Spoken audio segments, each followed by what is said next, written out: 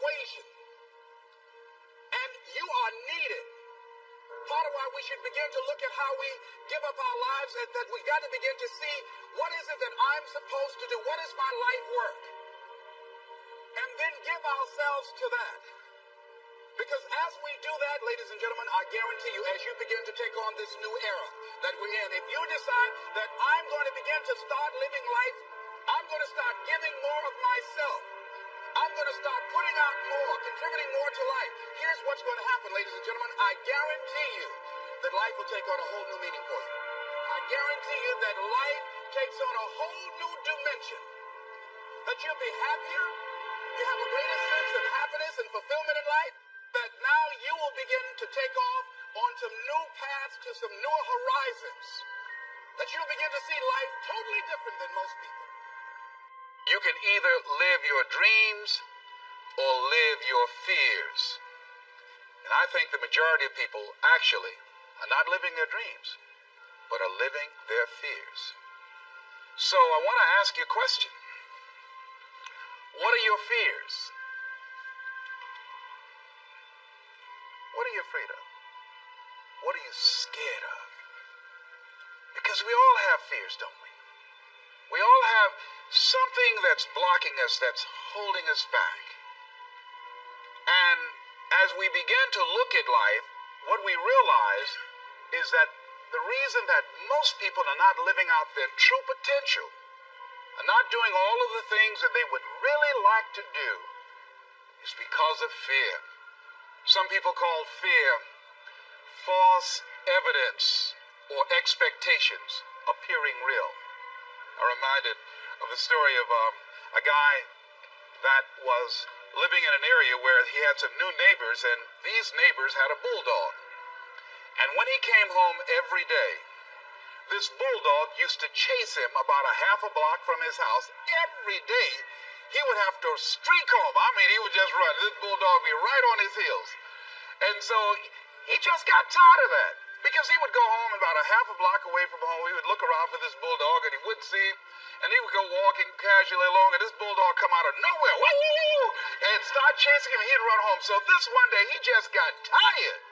And so when the bulldog was running after him, he started running. He saw a rock, and he stopped to pick it up to throw at the bulldog. And when the bulldog got up on him, he started barking. He realized the bulldog didn't have any teeth in his mouth.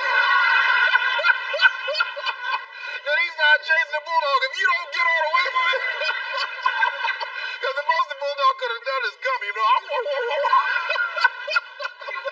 And so, you know what? Most people go through life running scared.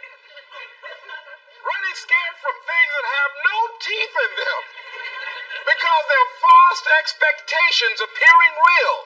That's it, we're brilliant enough to scare ourselves to death. You realize that? And there are some people actually who get a kick out of scaring themselves to death. I remember the last frightening movie I saw. It was The Exorcist. I will never forget. I was so frightened when I came home. I'll never forget. I drove in the driveway, and I had already called my former wife and said, listen, turn the lights on.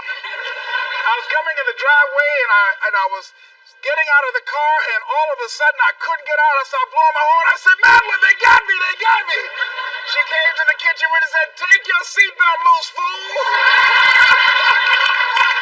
I said, oh, okay. I was frightened out of my wits. But there are a lot of people who they get off on that. They love it. I'm a person now. My brother is a paratrooper. My twin brother, he's in the military, career man. I would love to jump out of an airplane to parachute. I'm scared, though. I mean, I really admire my brother for that. I would really love to be a macho man like that. What are the things that you fear that's been keeping you from living your dream? That's been keeping you from doing some things that you would like to do? Just think about those things. And how do we begin to handle that? Abraham Maslow said that life is about growth. And he said, you can either go back to your comfort zone, and there you won't find any growth, or you must be willing to go forward and face your fears again and again and again. because you're never going to have a fear-free existence. I mean, some fear is acceptable and legitimate. There's some things that you really should be afraid of. Now, you shouldn't allow it to immobilize you. You acknowledge it, you take it into account, and you carry yourself accordingly. There are times that we should proceed with caution, but it's the difference between being stopped by fear. It's the difference between having a fear and the fear having you. So what do? One, acknowledge it, and knowing that it's okay. Don't condemn yourself for being afraid. It's perfectly fine to have some fears. You acknowledge your fears, you embrace those fears, and then you move on. You act on whatever it is that you fear. Because once you embrace it, see, what you resist will persist. What you resist will persist. So one of the most important things is to begin to embrace your fear. The fear of bodily harm, that's legitimate. When I was a disc jockey in Columbus, Ohio, you know, I was young, about 22, 23, thought I was tough, and I was on the air, and Al Green, who was a great performer at that time and still is now singing gospel music, had a record. His first hit record was Back Up Train. So a guy came in the town and was impersonating Al Green. I happened to know Al Green because I'd already booked him. And so when I found out this guy was impersonating Al Green, I came on the air and did an editorial about it, and I exposed him. He was rather big fellow, and so he had the word out that when I see this guy Les Brown, the disc jockey, I'm going to knock him in the mouth for having a big mouth. So I was driving down Main Street in Columbus, Ohio, had my son in a car, and I always had this little saying, hey, if anybody will put a threat on me, I'm going to make them honor it. So I saw this guy in the street. So I pull around. I said, excuse me, I'll be right back. Got out of the car. I said, hey, man, I heard you said that you were looking for me. I'm Les Brown. He said, you are? I said, yeah. I said, what is it? I'm the one that said that you were an imposter. I said, I want to know what you're going to do about it. He opened his coat and he had a gun there. I say, but whatever I said to hurt your feelings, I want you to know.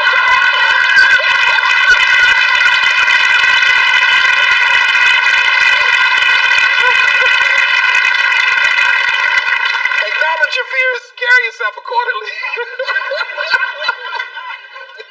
and do what makes sense for you. Well, one major fear I've always had is a fear of the dentist. And this fear had me. I didn't have that fear. And what really reinforced it, you got to watch things that can feed your fear. I saw a movie that most people would not remember. This movie was starring Dustin Hoffman. It's called The Marathon Man, with Laurence Olivier. When he's trying to get a confession out of him. And he took this drill out. Let me tell you something. When he went in Dustin Hoffman's mouth with that drill, I had $1 worth of popcorn. That popcorn went everywhere. Do you know I could not go to the dentist for 5 years? I had left broadcasting, went to the Ohio legislature, had an impacted wisdom tooth. Now that hurts. And I would call, and as soon as the people would answer the phone, I would hang up. That's how frightened I was. Dr. Hamler's office, boom, I'd hang up. Then I got to the point where I could just ask for an appointment, hello, and I wouldn't give my real name. Because I knew I wasn't going to keep it. I'd give anybody's name, Joe Jiggly Jim, it didn't matter. But pretty soon I got to the point where I could give my name. It was about 4 years after that, you know. So my name is Les Brown. Then I would call back and say, look here, due to my legislative agenda, I won't be able to make it. So the lady finally said on the phone, she said, you're scared, aren't you? I said, no, I'm not. She said, then why don't you come in? I said, that's none of your business. She said, you're not coming in because you're scared. I wish you just would not waste our time. And she hung up. I said, you have no right to do that to people like me, you know. So finally, to make a long and short of it, I was hurting so bad, I said, wait a minute, I've got to do something. And I said, what am I afraid of? Go there and handle it. I said, man, Dr. Hamler, I just can't hear this drill. I mean, if you can do whatever, I don't need to hear this drill, that sound. You know, that's what gets me, that drill. Don't pull that drill out on me. He said, just calm down, calm down. And it wasn't really bad as I thought it was. One of the things you find out that when you face your fears is not as bad as you think it is. And when people tell you, I just can't do it, I can't handle it, I mean, really, I can't handle it, what they're envisioning is that they're not going to be it. They're going to clock out like you're going to die. And guess what? We all had occasions when we confronted our fears, we had to do something we felt uncomfortable with, we didn't want to do it, and we did not die. They didn't come take us and put us in a box somewhere. Am I right? So what we've got to begin to do, how do we handle that? What's the process? Because it's all up in here. One, I think, is imagine the worst case scenario. I just imagine that he went in my mouth and with this drill and that I just croaked out. Then I imagine, that's the worst case scenario. Then I had another technique I used. Visualize yourself being more than able and capable of handling it. And I used to have a tremendous inferiority complex about speaking before people that I felt who had more going for them than I did. Because I'm not college trained, I used to feel that college people were the most intelligent people on the planet. And there was nothing I had to say for them. And what will they listen to me for? That's the way I felt. And so I had to visualize myself speaking before them, speaking before various audiences that had more going for them than I did, and realize and appreciate my own value, and that I was a worthwhile person, even though I didn't have all going for me. I didn't have the money, I didn't have the education that they had. So part of the process is seeing yourself, being worthy, being capable, having what you need to make you a worthwhile person, and that you're more than able, and that you deserve to be listened to, or you deserve to have that dream and that passion and whatever it is that you see and envision there. You've got to see it in your mind's eye and know that you've got what it takes. Repeat after me, please. I must see in my mind's eye.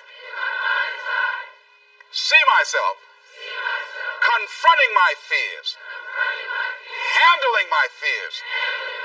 I'm more than able. Shake somebody's hand on your right and left and say, you got the right stuff.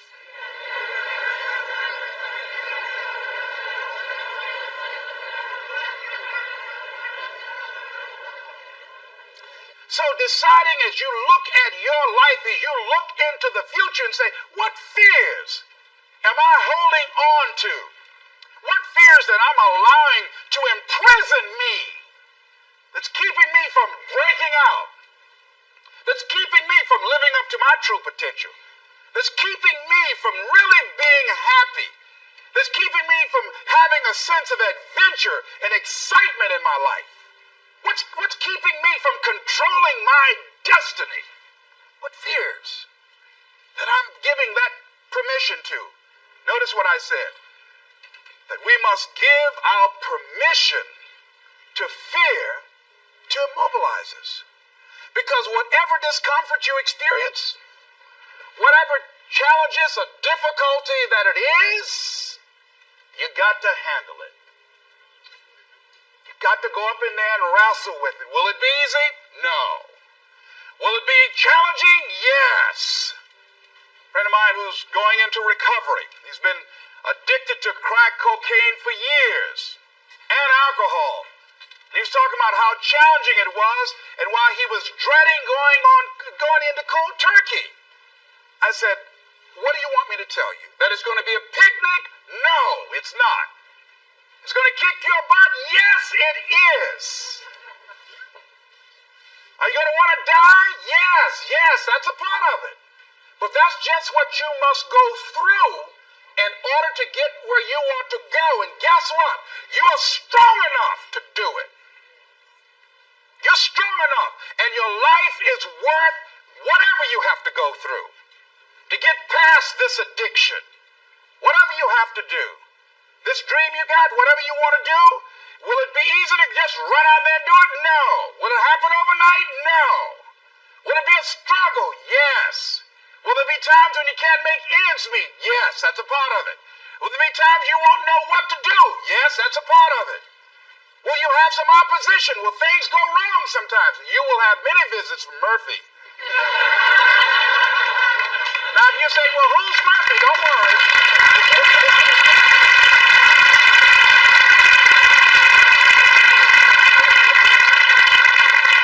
Somebody must have told us someplace line. I don't know where. But somebody must have told people, oh, life is going to be real easy. No. If they told you that, I've got a special announcement. They lied.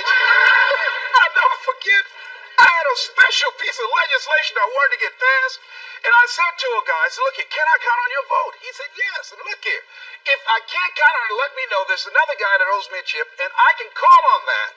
And I won't need your vote, but I do need it. If you say you're going to do it, do it. He said, you can count on it. Legislation came up. He voted against my bill. My bill passed. I went back to him and said, hey, I told you I needed the vote, but if you couldn't give it up, let me know. I would get somebody else. I said, why did you tell me? He said, I lied. I was in shock. How many of you that life just wore you out? That you didn't expect that? You thought you'd go to school, get good grades, get a job, and you came out here and you'd be able to get a job and live happily ever after, and you say, they lied. Yes, they did. They never told me, you know that song say, Mama told me there'll be days like this. They didn't even tell us that. You know something about life is challenging. I mean, it's some stuff you get out here, you didn't read it in a book nowhere. Then nobody warned you that it was going to come down on you like this. That's called life. There are all kind of challenges like that. So what's the next piece is that you accept yourself, then you accept the fear as a fact and not a force. See, when you accept yourself and you accept fear as a fact, that means that it's something that happens. It's something that you're going to experience, but it is not a force to hold you back. It doesn't have any special power other than that you give it. So you accept the fact that you are afraid, and then you move on anyhow. You move on past it, and you do whatever you've got to do. I was at a big motivational rally for a gentleman by the name of Dexter Yeager down in the Carolinas. I was standing backstage, and I had to go out. I was the last speaker on the program. It's the first time I'd been in a stadium of this size, over 10,000 people. You couldn't see the people because the lights are just blaring in your eyes, called Free Enterprise Day. I was afraid. My heart was beating fast. I was just pacing back and forth. And Dexter said, are you all right? I said, yeah. Yeah, I'm all right. So I said, wait a minute, just calm down. Calm yourself. Hold it. It's all right, Les. It's all right. All right. Just be as scared as you can be. See, that's why I say embrace that fear. Just try and see how scared you can really get. And start breathing deep. So the guy came back and said, are you about to die, son? I said, no, I'm fine. But after I started embracing it and trying to make myself as afraid as I can get and imagine what's the worst thing and I can go out there and do, my mind go blink and I fade on stage, that's the longer they gave me my check.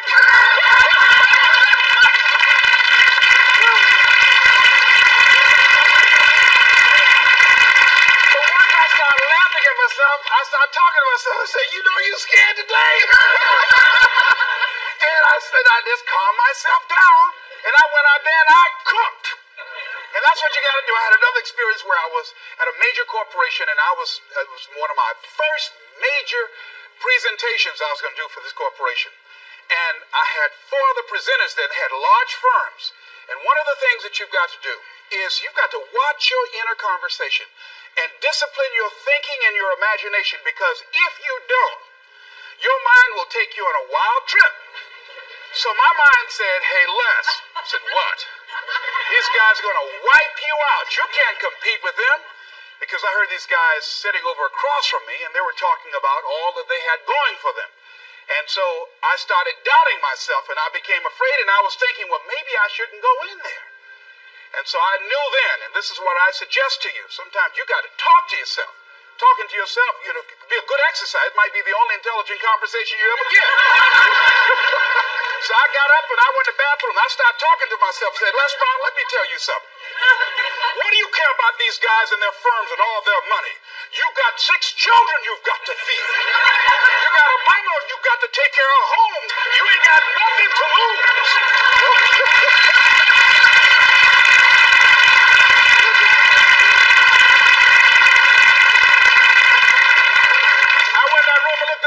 I said, don't you do nothing till you hear from me. And I got that contract too.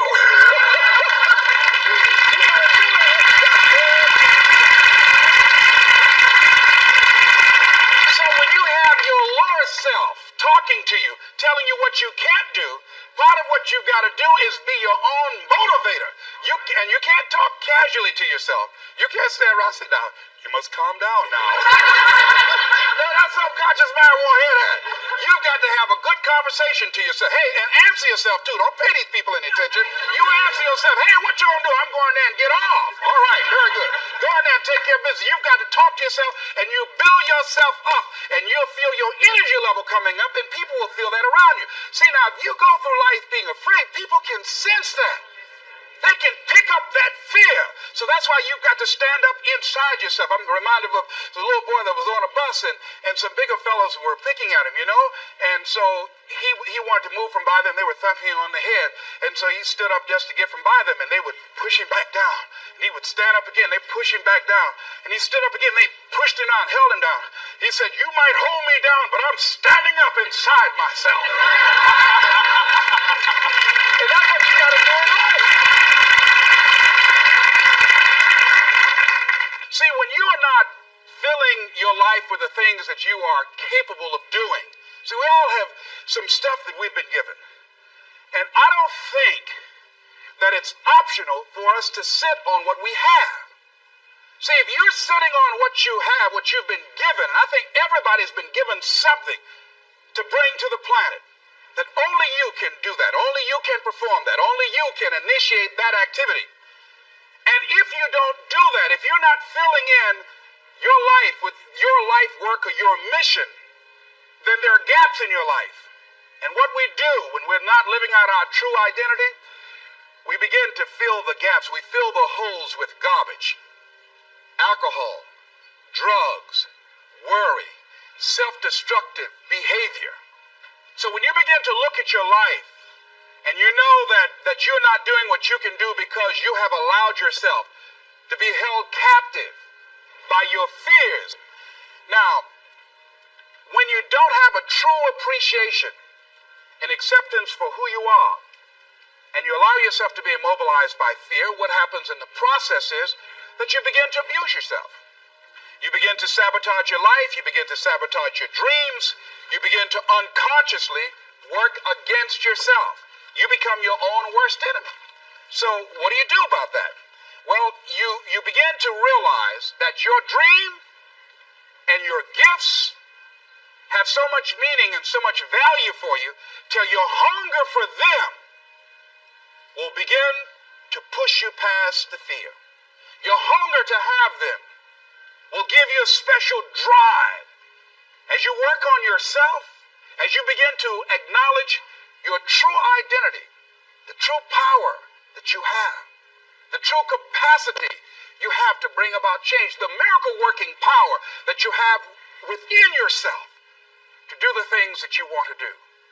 When you take them on, I'm reminded of a man who, this gentleman was doing a special study of a special tribe in Africa, headhunters. And he had difficulty in developing a relationship with these tribesmen because of the fact that he had fear. He had fear they would take his head. I tell you, all fears aren't bad. That was a legitimate fear. That was a good fear to give you a headache. So he worked there for a long time with no effort, no progress in developing a relationship and rapport and being able to achieve a level of trust. So finally one night while he was in bed, he was thinking about it. I said, what is it that you came here to do? What is your life work as a missionary? He said, I wanted to study these tribesmen. I said, what's the worst thing that they can do to you? Kill you. And he just decided, hey, this is what I came here to do. I know that there's some risk involved, and I'm going to do it, come what may. He said, I'm not going to be afraid anymore. He went back the next day, and he started doing the work and trying to talk to and interview many of the members of this tribe. And they began to respond to him. They threw out the welcome mat to him. And years later, when people came to see what his progress was, they asked him, how were you able to do this? How did you convert the relationship from being hostile to that of being positive? And he said something I think has value for all of us. He said, when life can no longer threaten you with death, what else is there? What else is there? And the majority of the fears that we have are not life or death fears. They're not those kind of fears. But through our imagination, we blow them out of proportion and we give them more power than they actually have or deserve, and we permit them to govern our lives. We permit them to determine how far we can stretch out on our dreams and discovering our stuff. And as we begin to look at ourselves and begin to, wait a minute, just getting to the point as you assess yourself and begin to prove yourself and just say, wait, hold a minute. I've been sweating this out. What's the worst thing that can happen to me on this? Will it kill me? Will I die? Why am I going through all of these changes over this? How much power does this really have? And am I the one that's feeding the power into it? See, a lot of times we allow ourselves to be fed and to be programmed into being afraid. I mean, you watch the news and read the newspaper, you'll be scared to come out the house. Am I right? You'll be afraid. So what kinds of things, what kinds of thoughts are you feeding your consciousness? What kind of things are you putting in your mind that will enable you to either move forward or to justify why you're staying where you are? Another piece that I look at, that when I finally decided that I was going to go to the dentist, the pain was so great. I couldn't hold out any longer. All of a sudden, the fear didn't matter. I can't but take me. Now, some people need fear, you know. I have a friend that we told him, hey, man, you know, you need to lose some weight. You're getting overweight and out of shape, and at our age, we need to have a regular program. And Bud said, man, I've been fat since I was a little boy. I'm big bone. I've never seen a fat skeleton, though. You know? Well, Bud became ill. How many of you ever seen a fat skeleton right here? I know, all right. Bud became ill, passed out, and I was there, and the doctor was talking to him. And Bud, I think, was going to go right back to same old eating habits and doing everything. You know, he said, look here, you are a diabetic. He said, now, here's some of the side effects. You know, you could go blind, you could become an amputee. None of that touched him. He said, you can become impotent. He said, what did you say? Bud has lost weight. He exercises every day. He's into body sculpturing. 48 years young. He looks great. I can't believe it. But just that one statement made all the difference in the world. Bud is a new man today. So, what is it that has to happen to you? Some people don't take corrective measures to improve their health until they get a pronouncement that they're about to die. Then they start, okay, all right, I'm ready to do whatever you want me to do. But they won't do that. They can see people dropping off like flies around them. Well, that's them. You got to go from something. We go through life really blocking ourselves constantly. And fear is one of the greatest instruments that we could use to stifle our true potential. When you begin to look at your life, you can decide to use fear as a blocker, or you can decide to use it as building blocks. That you decide, hey, look here, I'm going to move in this direction. I'm not going to allow anything to stop me from doing what I want to do. Shake somebody's hand on your right and left and say, I'm unstoppable.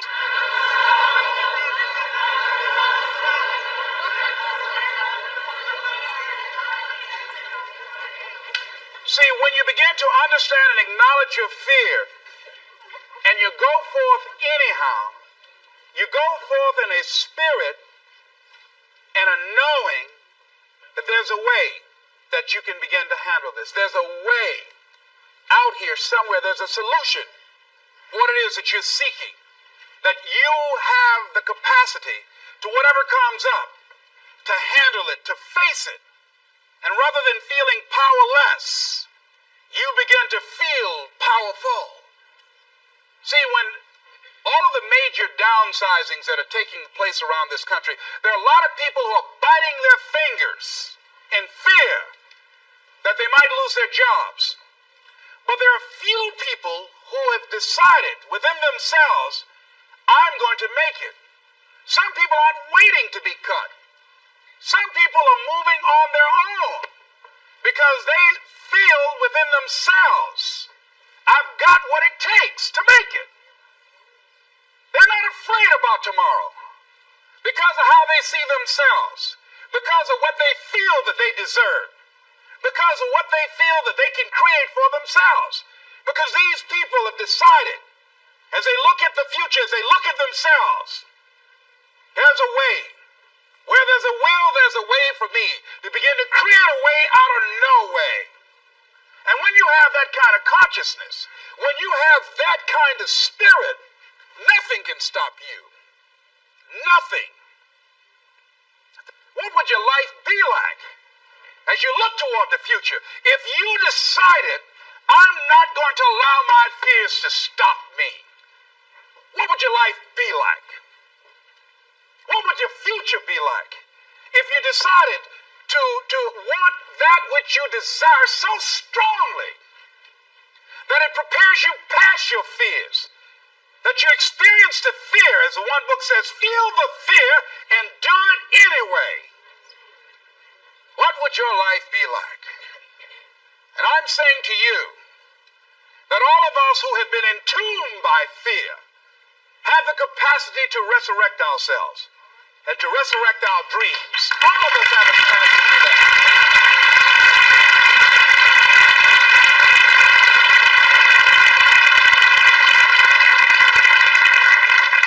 And you have, is it easy? No. It's not easy. Can I do it? Yes. What's one of the ways to get started? Some of us need somebody to hold our hands. Sometimes we need somebody to help us out. Be willing to say, I don't know. Be willing to reach out. Be willing to get some assistance to take you to the next level of what great athlete. You never expect boxers to make profound statements.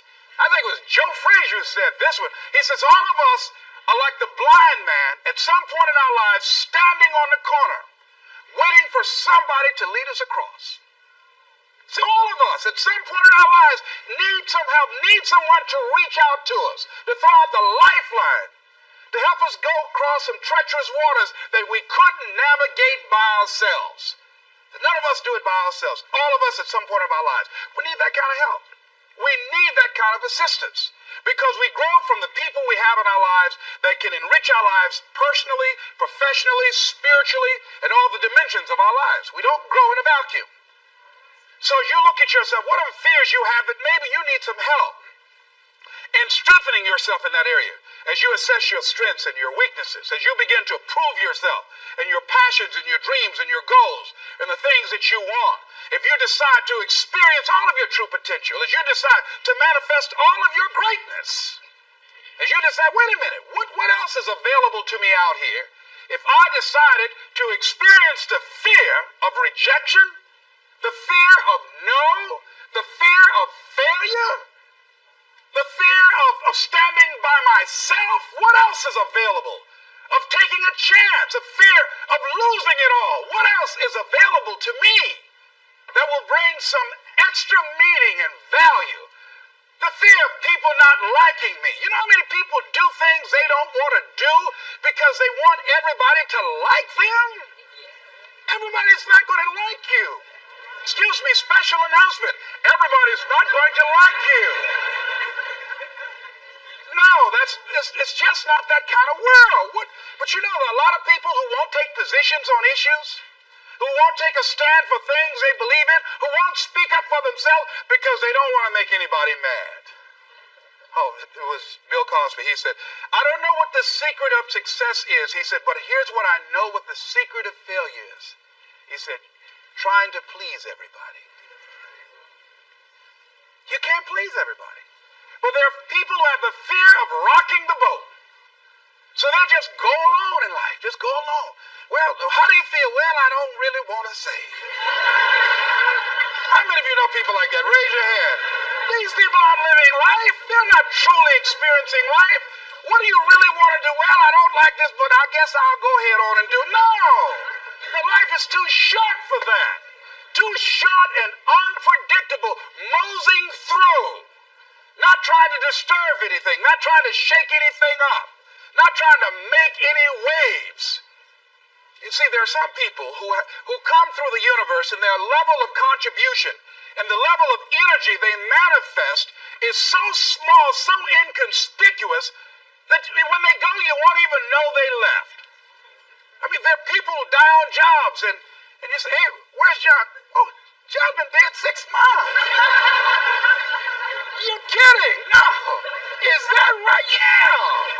I didn't know. Why did somebody say, well, I guess we didn't miss him. But there's some people, because of their personality, because of their contribution, because of the investment of their time and their energy and the impact they have there, that when they go, everybody will miss them.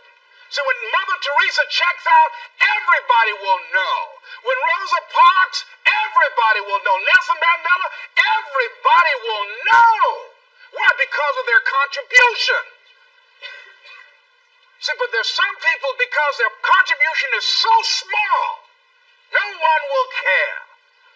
So I'm saying, before you are boxed and buried, decide that you're going to box and bury your fears. Decide that you're going to begin to live life on a new level, seeking out new horizons, that you're going to find more love and more joy and more ways to give more to life. Guy said something, I love this. He says, everything a man does for himself, guess what? He takes with him. But everything he does for others, he leaves behind. So when you begin to say, what is it that I want to leave? What contribution that I want to begin to make? What difference do I want to make in life? What is it that I want to do with the rest of the life that I have left? What chances I need to take? What risks do I need to begin to embrace? What fears do I need to step on? What areas of my life am I dead right now? What dream? You can either live your dreams or live your fears. You have got to get to a point where you say, I'm sick and tired of living like this. There's got to be more. That's when people go out and strike out on their dreams. That's when people get out of relationships where they're dying together rather than growing together. That's when they leave jobs. So where are you going? Away from here? I don't know.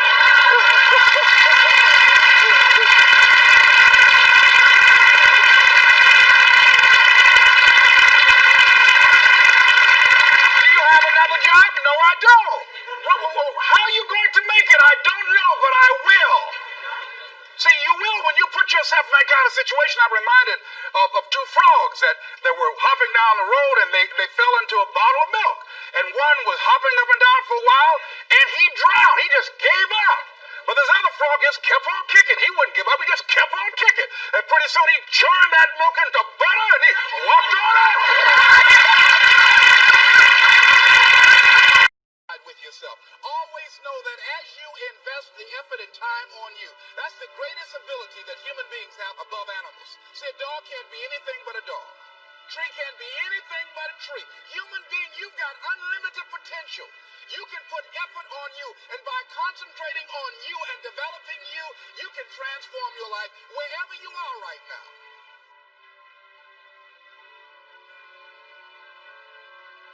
And as you continue to work on yourself, you will begin to expand your vision of yourself.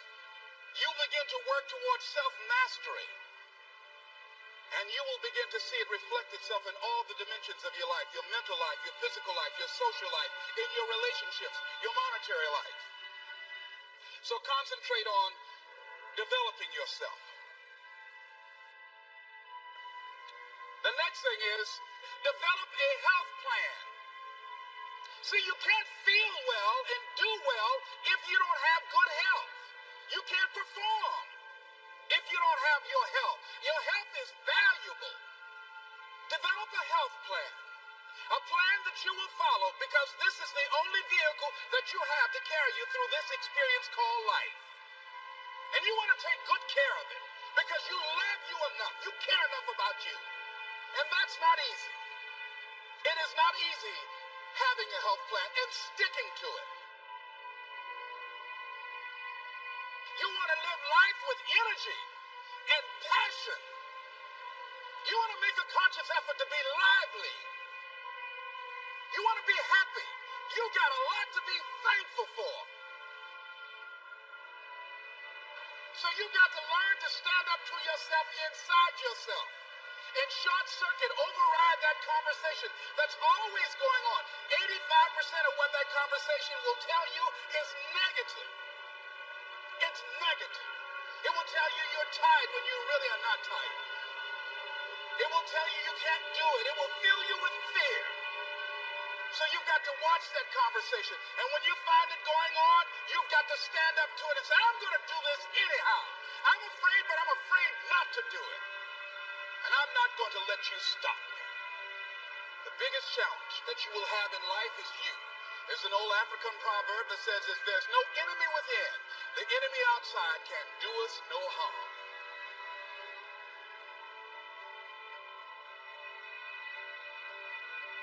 What do you want? What gives you your life?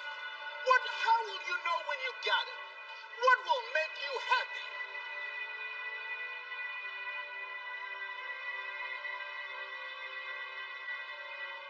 You need to know. You need to start asking yourself some questions. What do I really, really, truly want? You need to be exact about that. Don't be vague. Oh, I just want to be happy. That's too vague. What will make you happy? How will you know when you got it? In what you've done with your life thus far, is it giving you what you want? Is it giving you what you want? When you look toward the future, when you look at all that's going on out here, is there some place within yourself you say, hey, I know I need to be out there in that arena. I know I can do more than what I've been doing. I know there's some great music that I have within me that I haven't brought out here yet. Is that something that you begin to look at within yourself? So I used to do that, and I used to go to big rallies and see guys up speaking when I wasn't courageous enough to go out there and say, hey, my name is Les Brown, the motivator, Mamie Brown's boy, I want to talk. I would never do that. I'd just be back there looking at him and wanting to give the autograph and would say, can I meet you, Mr. Wakely, or can I meet Mr. Zig Ziglar? Please tell him, who are you? Oh, Les Brown. Because I felt within myself I was a nobody. So who am I to go talk to these guys and go get their autographs? I'd like to do what you do.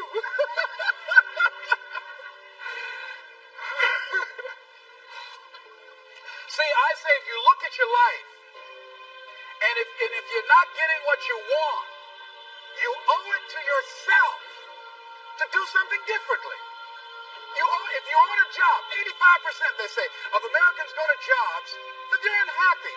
If you're doing something 8 hours a day that you don't like, it's not giving you what you want, it's not giving you a strong feeling of satisfaction and fulfillment, you're miserable, you hate to go there, you're depressed just thinking about it, you sing the Thank God It's Friday song every week, it's giving you headaches just thinking about it on Sunday afternoon after the football game goes off. If that's what it is, you owe it to yourself to start strategically working to change directions. See, but you know what most people will do? Most people will resist change. Most people will fight change as if change would be worse than what they're experiencing. See, they know this. They're familiar with this. Most people will not challenge the unknown. They won't just step out there. See, there's certain things that's got to be in place. They got to see it all together. Life isn't like that. That's not how you grow. So as you look at your life, you say, I'm not getting what I want. As you begin to look toward the future, begin to know that whatever it takes for you to create that, you've got that in you. You've got that. You've got genius in you. You've got goodness in you. You've got creativeness in you. If you decide to take the initiative to change the current quality of your life, I say to you that you will find that the universe is on your side. That life is on your side. Now, will it be turbulent? Yes. easy? No, no. Will you have some opposition? Yes. Will I make a lot of mistakes? Yes. Will I get hurt? Yes. Yes. See, a lot of people won't try anything different in life because they don't want to get hurt. Let me tell you something. It's too much pain to duck. Pain is everywhere. You can hide under here. It will come where you are. Really, if I go back here, pain will come. Hey, Les, come on out. It will come. It's everywhere. Viktor Frankl calls it unavoidable suffering. You can't duck it. But most people spend their life not wanting to deal with the pain of rejection, the pain of defeat, the pain of being disappointed, the pain of losing, the pain of failure, the pain of being criticized, the pain of not being liked, the pain. That's called life. Life is full of pain. It's everywhere. But guess what? There's no gain without pain. Now, if you're going to hurt anyhow, get some yardage out of it.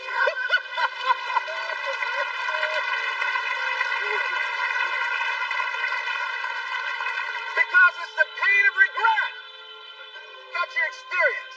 If I had it to do over again, that's a pain. Don't you know that's when you know? I was in a seminar once and this lady stood up. If I had my life to live over again, she talked about all of the things that she would do. And you can feel the pain of regret in her voice. The pain of regret. She still experienced pain.